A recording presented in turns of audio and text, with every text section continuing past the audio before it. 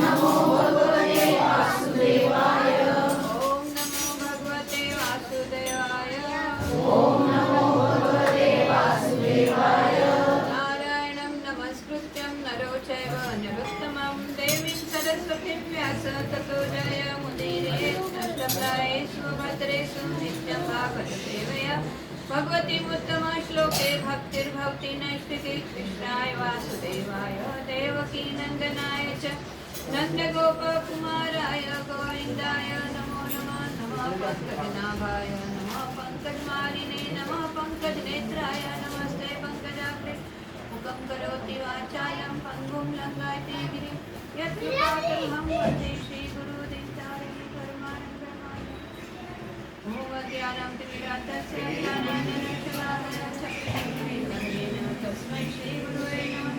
श्रीचैतन्यमनोभीष्टं स्थापितं येन भूतले स्वयंरूपकथामयं ददाति स्वपदान्तिकं वन्देऽहं श्रीगुरुं श्रीयुतपदकमलं श्रीगुरुर्वैष्णवांश्च श्रीरूपं साग्रजातं सौगणरघुनाथान्वितान्तं सजीवं साद्वैतं सावधूतं परिजनसहितं कृष्णचैतन्यदेवं श्रीराधा कृष्णपादां सर्वदा ललिता श्रीविशाखान्वितांश्च नमो विष्णुपदाय कृष्णकृष्णाय भूतले श्रीमते गोपालकृष्ण गोस्वामी नामिने प्रपादस्य साहित्यं प्रकाशविदेश प्रचारं कृतवान् साधु भगवत्पादाय ते नमः। नमो विष्णुपदाय कृष्णकृष्णाय भूतले श्रीमते भक्तिवेदान्त स्वामी नामिने नमस्ते सरस्वती देवे गौरवाणी प्रचारिणी निर्विशेष शून्यादि भाषादेशकारिणी नमो महावदानाय कृष्ण प्रेम प्रदायते कृष्णाय कृष्ण चैतन्य नामने गौरतिषे नमः। हे कृष्ण करुणा सिंधु दीनबन्धु जगत्पते गोपेश गोपिका कान्त राधा कान्त नमोस्तुते। तप्तकाञ्चन गौराङ्गी राधे वृन्दावनेश्वरी कृष्णानुते देवी प्रणमामि हरिते। वाञ्छाकल्पतरुभ्यश्च कृपा सिन्धुभ्येव च पतितानां पावनेभ्यो वैष्णवेभ्यो नमो नमः। जय श्रीकृष्ण चैतन्य प्रभु नित्यानन्द श्री अद्वैत गदाधर श्रीवासादि गौरभक्तवृन्द। हरे कृष्णा कृष्णा कृष्णा हरे हरे हरे राम राम राम हरे हरे। हरे कृष्ण। स्वागतम है भागवत भगवान की जय महाराज। हरे कृष्ण। अभी कल जो भागवत कथा में आपने सुना क्या क्या सुना, किसी को याद है? किसी ने मनन किया? हाँ? भूल गए?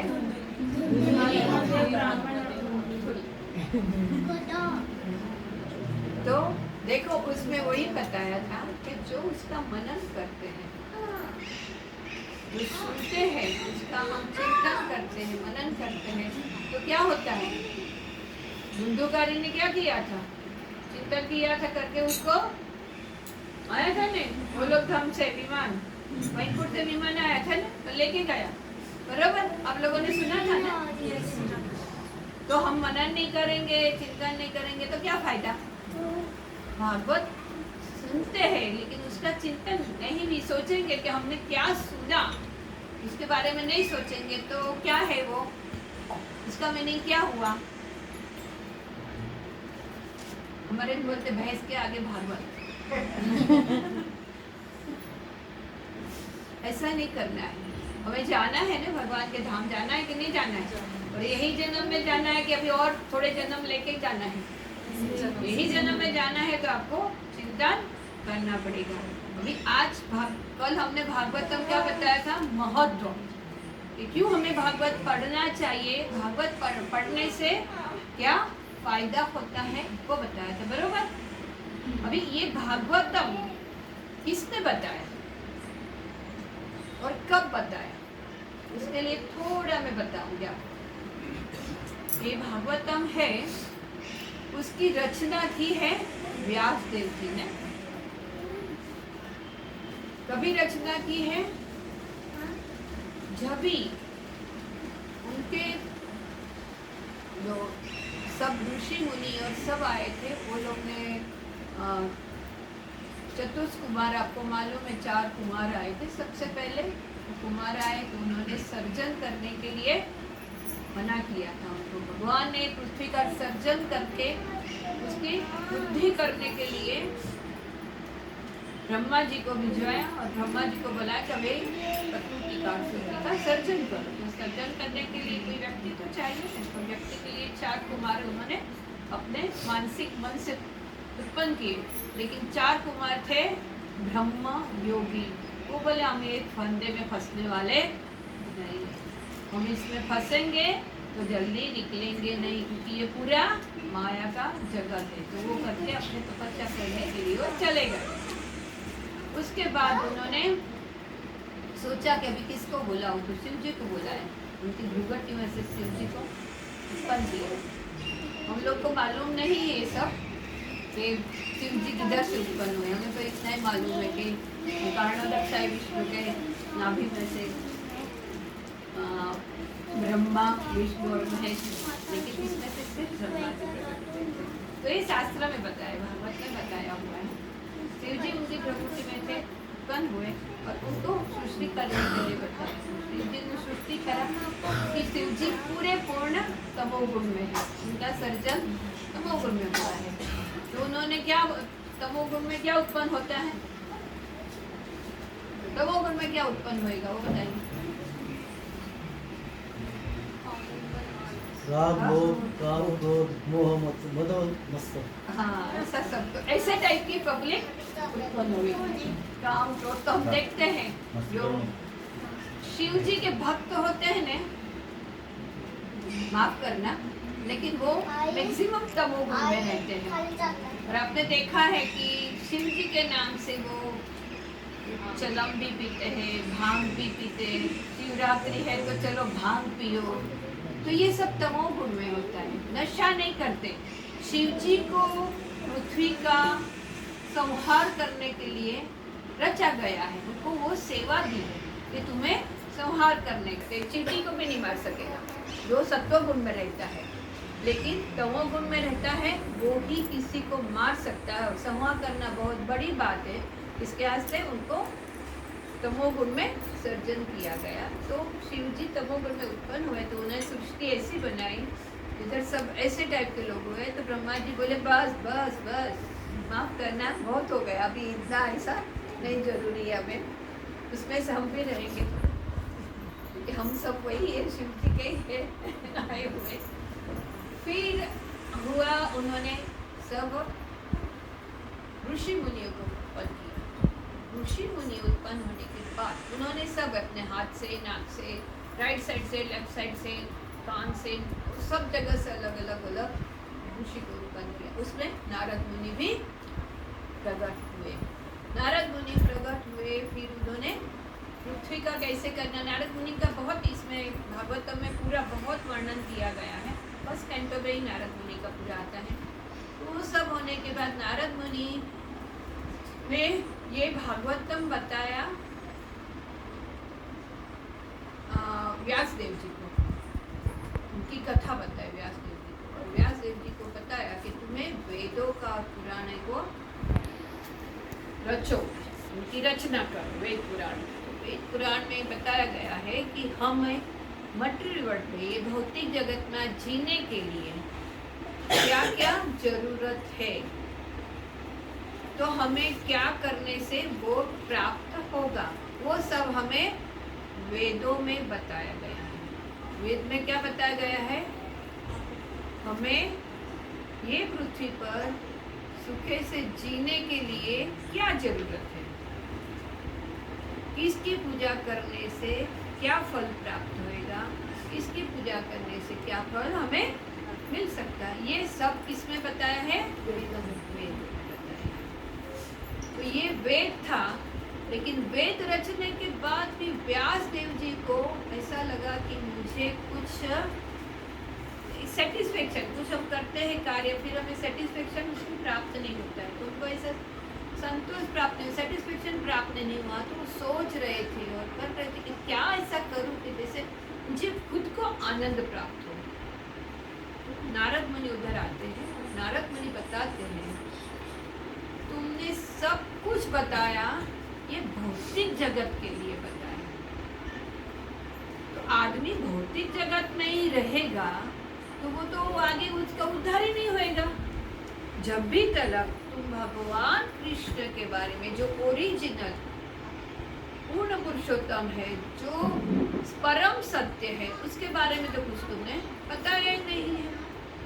वो परम सत्य के बारे में जब तलक तुम कुछ भी नहीं बताओगे तभी तलक तुम्हें भी आनंद नहीं मिलेगा। और तुमने जो रचा है उससे भौतिक जगत के लोग ये मटेरियल वर्ल्ड में 84 लाख योनि में घूमते रहेंगे, लेकिन उनका कोई उद्धार नहीं होएगा। फिर उनको ऐसा लगा कि जी मैंने परम सत्य की कुछ भी व्याख्या नहीं की है कि ये मटेरियल वर्ल्ड में से बाहर हम कैसे निकल सकते हैं। बाहर निकलना मीन्स चंद्र के ऊपर जाना, सूर्य के ऊपर जाना नहीं। मटेरियल वर्ल्ड से बाहर निकलना मीन्स किधर जाना? वैकुंठ लोक, नहीं तो लोक। बरोबर?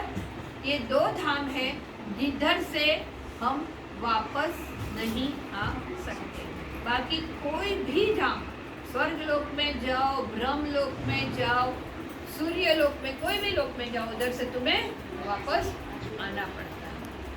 तो ये कथा तभी शुरू होती है कि व्यास देव जी ये भागवतम की रचना करते हैं। भागवतम की रचना करने के समय वो वापस नारद जी को पूछते हैं कि मैं रचना करूँगा, लेकिन मुझे ऐसा व्यक्ति चाहिए कि जो मैं बोलूँगा और फटाफट लिख सके, ऐसा बुद्धिशाली व्यक्ति चाहिए। तो बताते हैं ऐसे बुद्धिशाली कौन है? गणपति, गणेश जी, वो बहुत बुद्धिशाली है। इसके वास्ते उनको बुलाया गया, उनको बिठाया गया, उनको बताया कि आपको मैं जो बोलूँगा वो आपको लिखना है। उन्होंने एक शर्त रखी। गणपति भी बोले मैं भी कुछ कम नहीं हूँ भाई। उन्होंने शर्त रखी कि मैं खड़ा नहीं रहूँगा, स्टॉप होएगा तो मैं बंद कर दूँगा। इसके वास्ते आपको कंटिन्यूस बोलते रहना है श्लोक। जो कंटिन्यूस बोलेंगे मैं फटाफट लिखता रहूँगा। तो लगा कि अच्छा ठीक है बेटा, मैं भी कुछ कम नहीं हूँ। मैंने बोला ठीक है, तुम जो भी लिखोगे उसका अर्थ समझ के लिखना। अर्थ समझे बिना कुछ भी लिखना नहीं। तो उनको इतना टाइम मिल जाता था। वो गणपति सोचते थे कि हाँ इसका मीनिंग क्या होता है, इतने में उनको टाइम दूसरा श्लोक रचने का टाइम मिल जाता था। तो ऐसे करके भागवतम की रचना हुई। जो भागवतम की रचना हुई वो भागवतम, जब भी ये रचना होने के बाद व्यास देव जी अपनी पत्नी, नाम मैं भूल गई, इसको याद रहेगा तो बताइए, उनकी अपनी पत्नी को भागवतम की कथा सुना रहे थे। तभी वो बाजू शिव जी पार्वती को कथा सुना रहे थे भागवतम की। पार्वती ने क्वेश्चन किया था कि तुम आप किसका रटन करते हैं? तपस्या में बैठ जाते, ये करते, किसका रटन करते हैं? तो उन्होंने बताया मैं तेरे को बताता हूँ किसका मैं रटन करता। तो उन्होंने भागवतम की कथा कहना शुरू किया और उन्होंने बोला कि तुम हुंकार करना, बोलना हाँ हाँ ऐसे करना कि सुन रहे हो। तो कि भागवतम की कथा है ना कि बहुत प्रेम से नींद आती है, क्योंकि कथा में इतना आनंद है कि हम सो जाते हैं कथा सुनते। तो भागवतम कथा बोले तुम पुकार करना, बोले ठीक है। और उन्होंने शुरू किया भागवतम कथा करने का। इधर धीरे धीरे पार्वती माता को भी नींद आ गई, लेकिन उधर एक तोता जिसको शुभ कहते तोता बैठा था, वो कथा ये सुन रहा था। और वो तोता सुनते सुनते माता सो गई तो उन्होंने आवाज शुरू किया। उसके बाद एकदम शिव जी ऐसे आंख खोल के देखा तो बोला पार्वती तो सुन रही, तो हुंकार कौन कर रहा है? देखा वो तोता कर रहा है। वो उसको पकड़ने को जाते तो तोता उड़ के जाता है। इधर व्यास देव जी की, ये हम लोगों को लगेगा कि एक कुछ स्टोरी है, लेकिन ये स्टोरी नहीं है, ये रियलिटी है और ये बना हुआ है, इतिहास है हमारा, लेकिन हम अपना इतिहास सब कुछ भूल गए हैं। तो वो ही टाइम जब भी व्यासदेव जी का पत्नी जी ऐसा सुन रहे थे, तो सुनते सुनते बोलते हैं, ऐसा होता है ना कभी कभी, हाँ ऐसा आ था, और वो तोता उनके अंदर चला गया। तोता अंदर चला गया, उसके बाद उनको वो पुत्र के रूप में शुकदेव जी तो बोलते हैं ने, वो पुत्र के रूप में वो प्राप्त हुए। तो उनको वो पुत्र मिला, उसका नाम था शुकदेव जी, सुखदेव गोस्वामी जो उनका नाम था। तो सुखदेव जी, शुक उसका नाम इसके पड़ा जो वो तोता था, और वो उनकी माता के गर्भ में, मीन्स माता के पेट में 13 साल, सोचो 13 साल तक माता के पेट में थे, और जैसे बाहर निकले तो 13 साल का लड़का तो कैसा रहता है, बड़ा रहता है, ये कितने साल का है, 10 साल का, तो इससे भी बड़ा। तो 13 साल का लड़का हुआ, जैसे ही बाहर निकला ऐसा हुआ दौड़ने लगा। तो दौड़ने लगा क्यों? क्योंकि उसने ब्रह्मवादी था, वो सोचता था जैसे वो 4 कुमार ने सोचा था ना, ऐसा वो भी सोचता था कि मैं ये मटेरियल वर्ल्ड में जो फंसूंगा तो मेरा उद्धार नहीं होगा। इसके यहाँ से उधर से भागने लगा, तो उसके पीछे व्यासदेव जी भागे और फिर उसको कुछ समझा के ये भागवतम के 3 श्लोक है, जो 3 श्लोक बता के उसको वापस लाया था। 3 श्लोक उन्होंने जो गोपाल थे उनको बताया, ये श्लोक बोलिए, उससे वो प्रेरित होएंगे। पर हा पीड़म नगर को ऐसा एक है, एक है कि इसके जैसे कि इतने दयालु भगवान है कि जो उतना उनको वध करने मारने के लिए आई थी, फिर भी उसको माता का स्थान दिया। और तीसरा है गोपियों के बारे में। तो ये 3 श्लोक वो सुन के वो उनको लगा कि अच्छा ऐसा भी इतना सुंदर कोई है।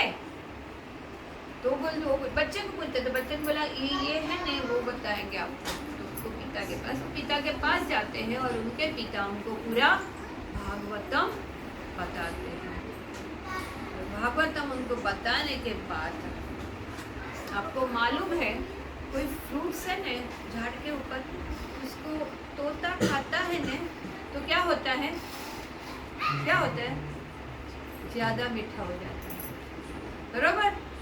तो ये शुकदेव की मुखारविंद से निकला हुआ भागवतम है, इसके वास्ते वो अधिक स्वादिष्ट हो गया है, ऐसा बताया जाता है। इसमें भागवतम का श्लोक भी है कि वो इतना मीठा है कि उसमें वो फल के अंदर गुठली भी नहीं है, ऐसा एकदम मीठा मध जैसा है। तो ये भागवतम, उसमें चारों वेदों का और हमारे जीवन का क्या अर्थ है, मतलब है मनुष्य जीवन का, उसके बारे में वर्णन किया गया है। लेकिन इसके लिए पूरा कितना है, 12 स्कंद इधर लगाए गए हैं कि 12 स्कंद है, 18 बुक है और 12 स्कंद है। उसमें वो 12 स्कंद में अलग अलग अलग रीत से बताया है। इसमें आप लोग प्रहलाद महाराज को जानते हो? कोई प्रहलाद महाराज को जानते हैं? क्या किया था प्रहलाद ने? कौन थे प्रहलाद महाराज? बोलो सुचित्रा, तुम्हें तो मालूम होना चाहिए। हिरण्यकशिपु का मुलगा। हिरण्यकशिपु कौन थे? राजा थे, बहुत बड़े राजा थे, असुर राजा थे, बरोबर। और हिरण्यकशिपु का मतलब क्या होता है मालूम है? हिरण्य मीन्स सोना, और कशिपु का अर्थ होता है एकदम मुलायम बेड, सोने का एकदम मुलायम बेड जिसका रहता है, ऐसा ऐश्वर्य में बहुत ऐश्वर्य था उसके पास। उसने हिरण्यकशिपु ने सब देवताओं का अपना दास बनाया था, गुलाम बनाया था। सब देवता उसके ऑर्डर पे काम करते थे, इतना पावरफुल था। और उसका बेटा था प्रहलाद, और वो कैसा था? कैसे हो सकता है? पॉसिबल है? और कैसी परिस्थिति में? अपना ही पिता मारना चाहते हैं ऐसा पुत्र। कितनी बार, एक बार नहीं, कितनी बार उसको मारना चाहता है, कैसे कैसे परिस्थिति में, लेकिन वो मरता ही नहीं। और मरता तो नहीं है, लेकिन वापस आके भी पिता के शरण में आते बोलता है कि भगवान का, विष्णु का नाम लो। हर एक बार जितनी बार आते हो उसको पूछता है कि अभी क्या तू करेगा? बोला विष्णु का नाम लो, अब भी विष्णु का नाम लो।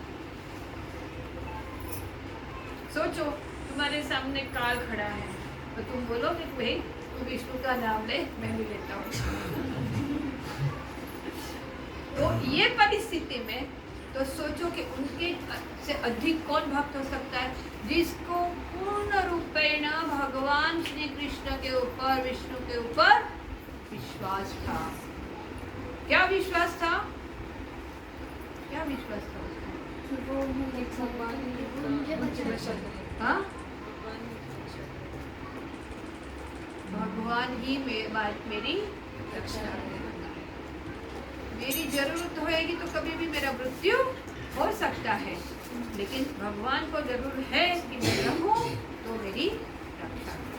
उनको कभी भी नहीं अपने पिता के ऊपर द्वेष हुआ, नहीं अपने फैमिली के उसकी बुआ थी जो उसको जलाने के लिए तैयार हुई थी, जो हम होली का बोलते हैं, होली दहन करते हैं। हम क्यों होली दहन करते हैं हमें पूरा मालूम नहीं, लेकिन होली दहन होता है तो करो। तो हम ये जो अपने अंधविश्वास से कार्य करते हैं, उसके वास्ते आपको जो भी कार्य करते हैं उसके लिए जिसके पास कार्य कराते हैं उसको पूछना चाहिए कि ये करने से क्या होगा।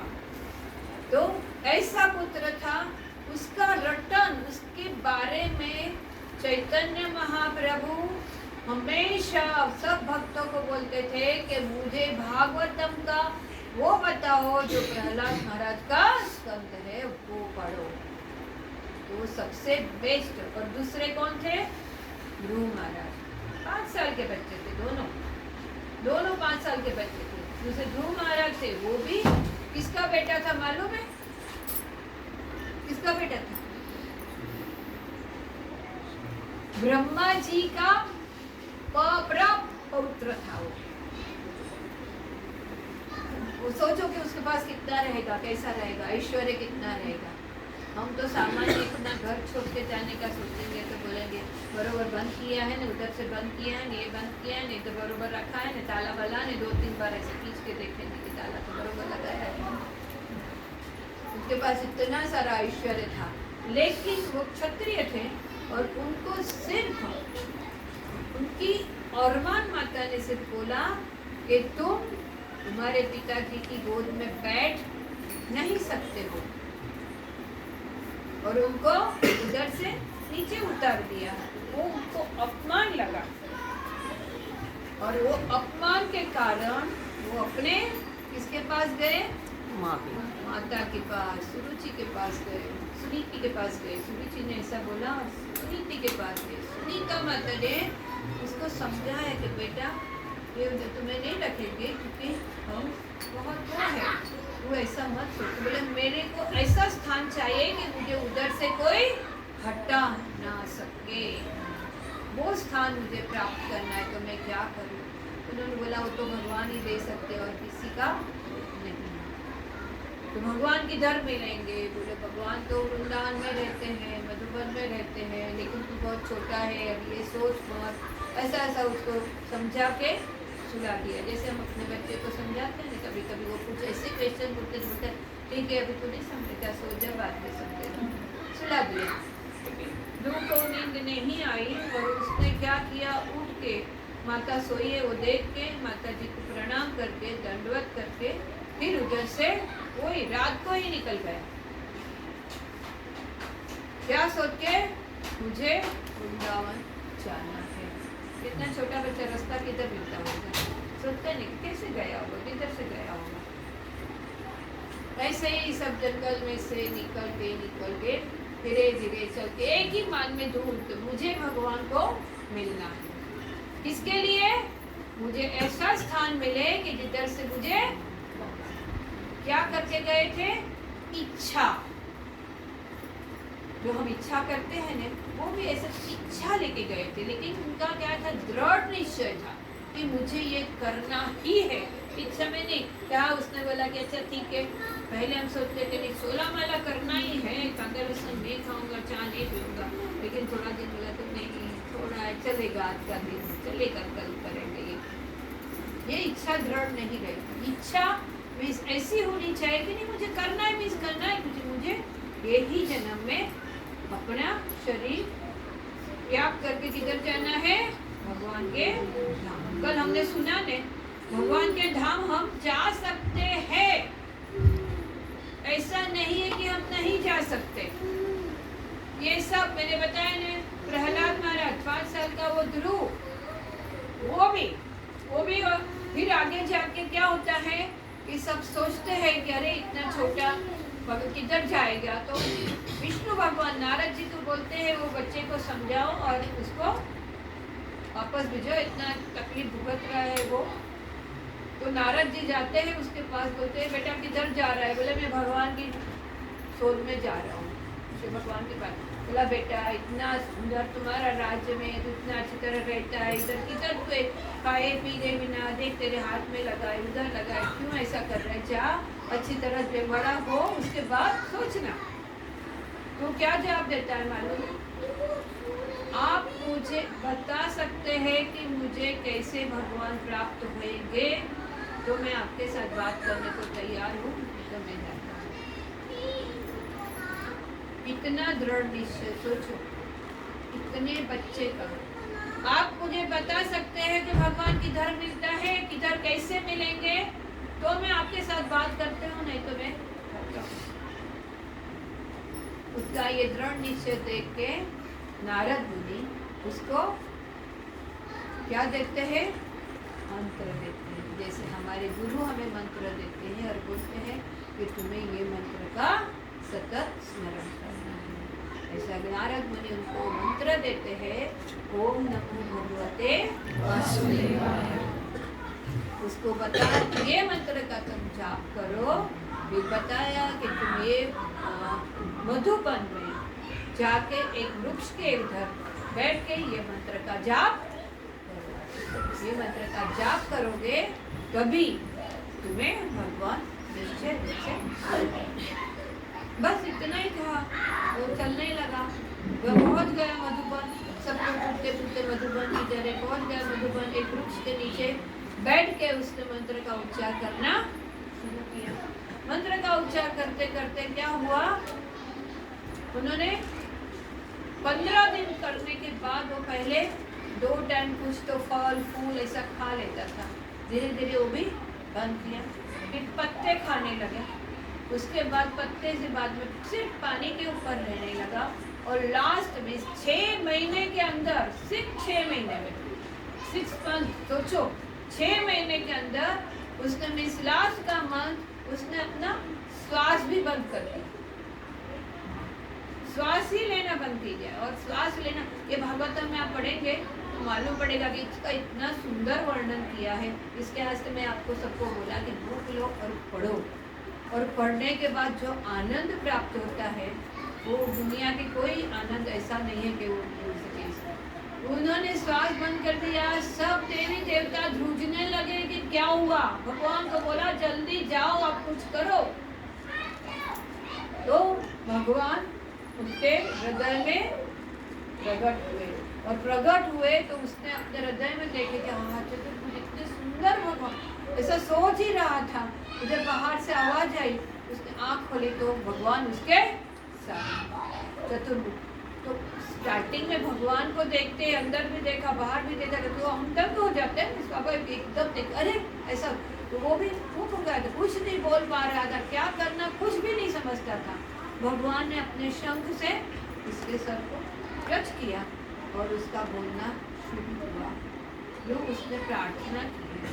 बहुत सुंदर प्रार्थना की है भगवान के बारे में। वो प्रार्थना उसने करी, शुरू की। फिर भगवान ने बोला माँ तेरे को क्या चाहिए। बोला अभी क्या मांगू, आप मिल गए, अभी मुझे कुछ नहीं चाहिए। मैं तो कांच के टुकड़े के पीछे घूम रहा था, मांग रहा था, मुझे अभी कुछ नहीं चाहिए, मुझे बस सिर्फ आपका आश्रय चाहिए, मुझे आपके चरण में स्थान दो।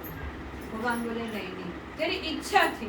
बोले नहीं, अभी मेरी कोई इच्छा नहीं है। फिर भी बोले नहीं, जो इच्छा थी तू आया था, तेरे को ऐसा स्थान में दूंगा कि कभी कोई वो स्थान को तेरे को गाएगा नहीं। और हम आज भी देखते हैं कि ध्रुव का तारा